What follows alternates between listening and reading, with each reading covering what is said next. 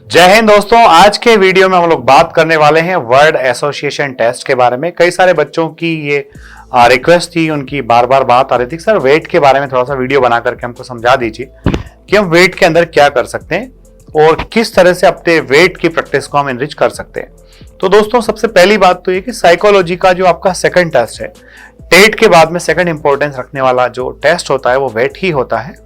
और वेट के आधार पर आपके साइकोलॉजिस्ट आपकी पर्सनालिटी को पहचानते हैं कि भाई किस तरह की क्वालिटी इस बंदे के अंदर है, किस तरह की क्रेडिबिलिटी इस बंदे के अंदर है, क्या ये नेगेटिविटी की तरफ जाने वाला आदमी है या फिर पॉजिटिविटी की तरफ जाने वाला आदमी है। तो पहली बात तो ये कि WAT को, वर्ड एसोसिएशन टेस्ट को, आपको टेस्ट ऑफ इंग्लिश समझना ही नहीं है।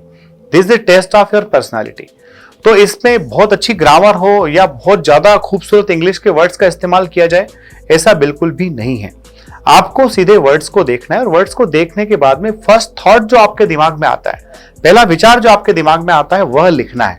बट ये सब करना एग्जामिनेशन के दौरान जब आप SSB दे रहे होंगे तब। जब आप घर पे प्रैक्टिस कर रहे हैं तो क्या चीजें लिखे, क्या नहीं लिखना चाहिए और अच्छे सेंटेंस कैसे बनाए जा सकते हैं, वो इस वीडियो में मैं आपको समझाऊंगा। तो दोस्तों अगर आप किसी भी वर्ड को देख करके आप उस पर अपना जो रिस्पॉन्स है उसको लिखते हैं तो वो रिस्पॉन्स दो तरह का हो सकता है। एक तो ऐसा रिस्पॉन्स जिसको एक्सेप्ट कर लिया जाए और एक ऐसा रिस्पॉन्स जिसको एक्सेप्ट ना किया जाए। अगर एक्सेप्ट किया जा रहा है तो एक्सेप्टेबल रिस्पॉन्स हो गया, एक्सेप्ट नहीं किया जा रहा है तो अनएक्सेप्टेबल हो गया। जिनको एक्सेप्ट नहीं किया जाता है उसमें क्या क्या होता है, तो उसमें सबसे पहली चीज होती है कि एक तो नेगेटिव रिस्पॉन्स एक्सेप्ट नहीं होते हैं, दूसरा पर्सनली चीजों को अगर लेकर के आगे बढ़ते हो तो पर्सनल जो रिस्पॉन्सेज होते हैं उनको भी एक्सेप्ट नहीं किया जाता है। फिर सर एक्सेप्ट किसको किया जाता है, बल्कि एक्सेप्ट किया जाता है आपके पॉजिटिव रिस्पॉन्स को, आपके फैक्चुअल रिस्पॉन्स को, और अगर बहुत शानदार आपने लिखा है तो फिर आपके ऑब्जर्वेशनल रिस्पॉन्सेस को। जैसे सपोज मान लो मैं आपको एक वर्ड देता हूं क्विट, और अगर क्विट वर्ड मैंने आपको दिया तो आपने क्विट वर्ड के ऊपर लिख दिया कि I will not quit easily, तो आपका पर्सनल रिस्पॉन्स हो गया। तो जनरली पर्सनल रिस्पॉन्स को अवॉइड करना चाहिए, ठीक है। अगर किसी ने लिख दिया ऐसे quit India movement was start in 1942, तो हाँ ये मान लिया जाएगा कि बिल्कुल एकदम बंदे ने कहीं ना कहीं इस क्विट को रिलेट तो किया है। और अगर आपने ऑब्जर्वेशन पर बेस्ड लिखा है या फिर और कुछ अच्छा लिख दिया इसमें, तो डेफिनेटली आपकी बात बन सकती है। तो आपको किस तरह से रिस्पॉन्स लिखना है, वर्ड को किस तरह से आप मैनेज कर सकते हैं, इस वीडियो में हम लोग जनरली बात करेंगे। तो पहली बात तो ये कि आपके जो भी रेस्पॉन्स हो बच्चों, रेस्पॉन्स एक तो मीनिंगफुल होना चाहिए, साथ में क्वालिटेटिव होना चाहिए, फालतू की बातें उसके अंदर शामिल नहीं होना चाहिए। आगे अगर हम बात करें बच्चा कि आपके वर्ड्स जो हैं, तो सबसे पहले पॉजिटिव वर्ड्स आपके सामने अगर आते हैं, कोई ऐसा वर्ड जो पॉजिटिविटी शो करता है, उस वर्ड को आप कैसे डील करोगे। तो सबसे पहली बात, a third person singular number can be used as the starting word of the sentence. आप पॉजिटिव वर्ड अगर कोई लिया है तो आप किसी थर्ड पर्सन को स्टार्ट कर सकते हैं, किसी थर्ड पर्सन को शुरुआत में लेकर के अपने सेंटेंस की शुरुआत कर सकते हैं। जैसे सपोज आपको वर्ड दिया है लव, तो डेफिनेटली लव एक पॉजिटिव वर्ड है, तो लव आपने देखा तो आपने कह दिया a mother loves his child, a mother loves her child, मां जो है अपने बच्चे को प्यार करती है। आप अगर इसी तरह का वर्ड कोई और भी दिया है तो आप क्या कर सकते हैं, original word can be used as the starting word of the sentence. Original word से भी आप सेंटेंस की शुरुआत कर सकते हैं। कैसे, एग्जांपल देखिए, लव बाइंड्स पीपल, जो प्यार है वो लोगों को बांधता है। लव ब्रिंग्स यूनिटी, प्यार जो है क्या लेकर के आता है, ताकत लेकर के आता है, यूनिटी लेकर के आता है। तो ये आपके एक तरह से ऑब्जर्वेशनल वर्ड्स हो गए हैं, ऑब्जर्वेशनल सेंटेंसेस हो गए हैं। अगर आप इस तरह से सेंटेंस का यूज नहीं करते हैं तो फिर आप original word can be dropped from the sentence and instead of it a closely related or synonyms form is used to denote the meaning of the word. आप किसी थर्ड पर्सन का भी यूज नहीं कर रहे हैं, आप ओरिजिनल वर्ड को यूज भी नहीं कर रहे हैं, तो आप हो सकता है उससे क्लोजली रिलेटेड किसी दूसरे वर्ड का इस्तेमाल कर सकते हो।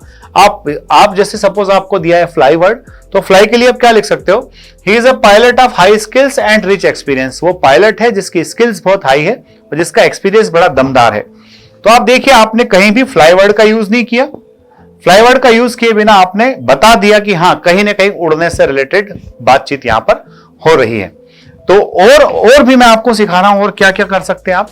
नेगेटिव वर्ड्स अगर आते हैं तो फिर क्या कर रहा है आपको, along with the negative word denial expression can be used to deny the existence of the negative word in one's ideas। ठीक है, अगर एक नेगेटिव उसके साथ थोड़ा सा और नेगेटिव दूसरा वर्ड जोड़ दिया तो कहीं ना कहीं उस नेगेटिव मिलकर पॉजिटिव होने की संभावना रहती है। जैसे एग्जांपल देखते हैं हम, हेट, तो अगर हेट आपके सामने आए तो नफरत है, तो आपने क्या लिख दिया, नेवर पेज इन रिलेशनशिप, कि अगर आप जो है अपने रिलेशनशिप में हेट रखते हो तो वहां पर उसका कोई आउटकम निकलने वाला नहीं है। अगर हम इस हेट ओरिजिनल वर्ड का इस्तेमाल भी ना करें तो हम क्या कर सकते हैं, इसका antonym can be use, generally वैसे अवॉइड करना चाहिए पर आप चाहो तो कर सकते हो, ठीक है। जनरली एंटोनियम्स का इस्तेमाल नहीं करना है, चाहो तो भाई हेट अगर दिया है बता नहीं है तो आप एंटोनियम के यूज से बता सकते हो। Loving others bring them closer to us, दूसरों को प्यार करके हम उसको क्लोज ला सकते हैं। आप चाहो तो सीधे से लिख दो कि हेट अगर करते हो तो हेट्रेड जो है रेपेल पीपल फ्रॉम यू, जो हेट्रेड है वो आपसे लोगों को दूर करती है, ठीक। और क्या हो सकता है, आर रेमेडियल और curative word can be used as a starting word showing its remedial effect of the negative word, कि नेगेटिव वर्ड का इलाज करने वाले वर्ड भी आप वहां यूज कर सकते हो। सपोज किसी ने आपको फियर दिया है तो आप फियर के लिए क्या यूज कर सकते हो, करेज रिमूव्स फियर, जो करेज होता है, जो साहस आपका होता है, उससे क्या दूर हो जाता है, फियर दूर हो जाता है, ठीक है बच्चों। तो और भी इस तरह के कुछ एग्जांपल्स हैं, कुछ चीजें हैं, आपको क्या करना है मैं सारे इंस्ट्रक्शंस दे रहा हूं, सारे इंस्ट्रक्शंस को ध्यान से सुनिए, आपको वेट में क्या क्या करना है। तो सबसे पहली बात, do not write the word first and then the reaction और रिस्पॉन्स। वर्ड जो दिया है पहले वर्ड को लिखो फिर रिस्पॉन्स लिखो, ऐसा नहीं करना है। टाइम बड़ा लिमिटेड होता है, 15 सेकंड्स का टाइम होता है, 15 सेकंड्स के टाइम में वर्ड को देखना भी, रिस्पॉन्स को लिखना भी, तो सीधे सीधे क्या लिखिए, अपना रिस्पॉन्स लिख डालिए, ठीक है। You need not necessarily right A complete sentence, आपको कंप्लीट सेंटेंस लिखने की जरूरत भी नहीं है। आप 3-4 वर्ड सिर्फ कॉम्प्रिहेंसिव वे में एक फ्रेज लिख दीजिए जिससे आपके अंदर आइडिया जो आया था आइडिया एक्सप्रेस हो जाए, काम चल जाएगा। यूज प्रेजेंट और पास्ट टेंस, जनरली प्रेजेंट और पास्ट टेंस का यूज करना चाहिए। फ्यूचर जो है अनरियलिस्टिक होता है, इमेजिनेशन उसके अंदर होती है, पता नहीं होगा भी या नहीं होगा, फ्यूचर टेंस के इस्तेमाल से बचना चाहिए। हैंडराइटिंग अपनी थोड़ी सी अच्छी होना चाहिए ताकि साइकोलॉजिस्ट आपको पढ़ने में आसानी रहे, क्योंकि जब वो ठीक से पढ़ पाएंगे तभी तो इंटरप्रेटेट कर पाएंगे। पता चला लिखा काफी अच्छा है पर हैंडराइटिंग जो है लेजिबल नहीं है तो फिर दिक्कत हो सकती है, ठीक है। आप जो है किसी भी वर्ड को उसके किसी फॉर्म में यूज कर सकते हैं, उसका नाउन फॉर्म यूज कर सकते हैं, एडवर्ब फॉर्म यूज कर सकते हैं, एडजेक्टिव फॉर्म यूज कर सकते हैं। जैसे सपोज आपको ब्यूटी वर्ड अगर दिया है तो आप ब्यूटी, ब्यूटीफाई, ब्यूटीफुल और ब्यूटीफुली, आप किसी भी वर्ड का इस्तेमाल कर सकते हैं। सपोज किसी ने दिया है ब्यूटीफुल तो आप उसका लिख सकते हैं शी डांस्ड ब्यूटीफुली, ठीक है, इन द एनुअल फंक्शन। तो आपने कहीं ना कहीं कहा कि भाई वो एनुअल फंक्शन में उसका डांस जो था वो ब्यूटीफुली था, ठीक है। तो आप किसी भी वर्ड को उसके डिफरेंट फॉर्म्स में यूज कर सकते हैं। आपको क्या करना है बच्चों, अगर कोई वर्ड ऐसा दिया है जिसके बारे में आपको रिस्पॉन्स तुरंत क्लिक नहीं कर रहा है तो आप अननेसेसरी रिस्पॉन्स लिखने के बजाय उसको उस वर्ड के सामने टिक मार करके आगे निकल जाइए, अगला वर्ड लिखिए। पर कोशिश ये कीजिए कि जब आप प्रिपरेशन कर रहे हो तब आपकी प्रैक्टिस इतनी अच्छी हो जाए कि आपका वेट बहुत अच्छा हो जाए। आपको वीडियो कैसा लगा है कमेंट बॉक्स में जरूर कमेंट कीजिए ताकि मैं आपको जो है और मदद कर पाऊं। साथ ही साथ कुछ और गलतियां जो आपको नहीं करना है, आपको इडियम्स का, कोटेशंस का, प्रोवर्ब्स का यूज नहीं करना चाहिए। इसलिए नहीं करना चाहिए कि प्रोवर्ब्स कोई और देके गया है। अगर ऑनेस्ट आपने लिखा है सपोज, तो अगर आप ऐसा लिख देते कि ऑनेस्ट पीपल गेट सक्सेस तो ये सही हो जाएगा। और अगर आपने लिख दिया honest is the best policy, तो भाई ये किसी और का विचार है जो हमने वहां से बोरो करके उतार दिया है। तो ये हमारी मेमोरी को तो दर्शाता है पर हमारी पर्सनैलिटी को नहीं दर्शाता है, ठीक है। आपको can, could, may, might, should, must और आर्ट टू इस तरह के वर्ड्स के यूज से बचना चाहिए, क्योंकि ये सारे वर्ड्स जो है आपको सिर्फ क्या करते हैं, आपके मॉडल्स का यूज करके बस आपको भ्रम में डालते हैं। तो इन वर्ड्स का यूज नहीं करना है। Avoid giving orders, instructions, advice, preaching, ये सब नहीं करना है। जबरदस्ती किसी को एडवाइस नहीं देना, जबरदस्ती के भाषण नहीं देना, जबरदस्ती के इंस्ट्रक्शंस नहीं देना, ये काम आपको नहीं करना है, ठीक है। आप अपने पॉजिटिव एटीट्यूड को एक्सप्रेस करने की कोशिश कीजिए, अपने फीलिंग, अपने ऑप्टिमिज्म को, अपने डिटर्मिनेशन को, अपने डेडिकेशन को और अपने सेक्रीफाइस को वहां पर शो करने की कोशिश कीजिए। डेफिनेटली आपका सब अच्छा जाएगा। बट एक बात और कह रहा हूं कि अगर आप सिर्फ इसको कॉपी पर प्रैक्टिस करोगे बात बनने वाली नहीं है। इसके बारे में थोड़ा सोचिए, विचार कीजिए। कुछ चीजें ऐसी हैं जिनको अपनी डेली लाइफ के अंदर इनकलकेट कीजिए। अगर वो सब आपकी डेली लाइफ का हिस्सा बनेगी तो definitely you will be benefited मेरे बच्चे, ठीक है।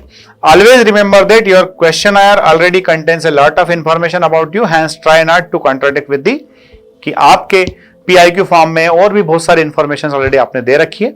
तो ऐसा ना हो कि आप जो है इतना ज्यादा रट्टा मार के यहां से चले जाएं कि आपकी ओरिजिनल पर्सनालिटी से आपका वेट एकदम अलग चला जाए, ठीक है। चलिए, तो अगर वीडियो अच्छा लगा है भाई लाइक, शेयर, सब्सक्राइब कीजिए। अगले वीडियो में जल्द ही मिलते हैं। जय हिंद, जय भारत, इंकलाब जिंदाबाद, भारत माता की जय।